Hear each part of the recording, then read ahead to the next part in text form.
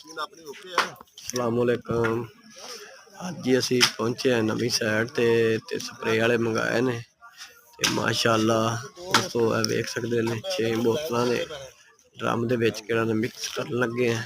Mix करते ते सारा शावर मारांगे। स्प्रे दे बुनियादां दे विच खुदाइयां वगैरह हो गई ने। असी वेख सकते हैं भराई वाले भी अज आ गए साडे ते भराई असी अज नहीं करनी गीटा मिक्स करते स्प्रे सब तो पहले असी करना स्टार्ट स्प्रे स्टार्ट करते उस तो बाद असी गीटा मिक्स करते पाना है। हम बोतल भाई खोल रहे हैं। बोतल खोल के 2 बोतल पावे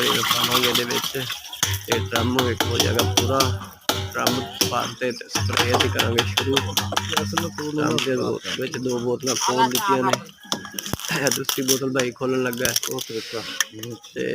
बोतल खोलते असी सारा स्प्रे वगैरह इदा शुरू करने अज। इस बाद फिर साडा टारगेट है जी स्प्रे तो बाद गीटा वगैरह मिक्स करते पाना है। वो भी थानू इस वीडियो च दिखावांगे।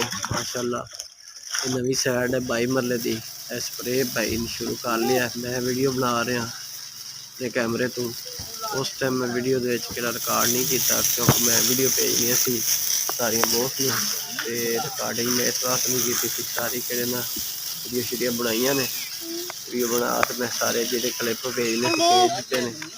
इंशाअल्लाह स्प्रे वगैरह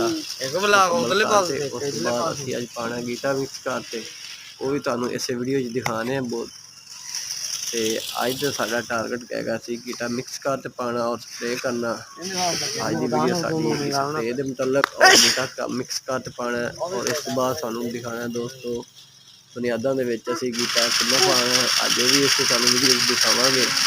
सब तो पहले अभी कर ली स्प्रे स्प्रे तो बाद गीटा दिखावे इंशाअल्लाह। तो स्प्रे थोड़ा सा साडा रह गया चलो वो भी भाई कंप्लीट कर लेंगे। चलो भी दिखा तो फिर उस बाद गीटा चढ़ा मारना वीडियो। आज का मेरा गेम है भी थोड़ा वीडियो दिखा देने सारी मुकम्मल बुनियादा शुरू करा वो भी दिखावे वीडियो। स्प्रे वगैरह साडा जो तकरीबन कंप्लीट हो चुका है।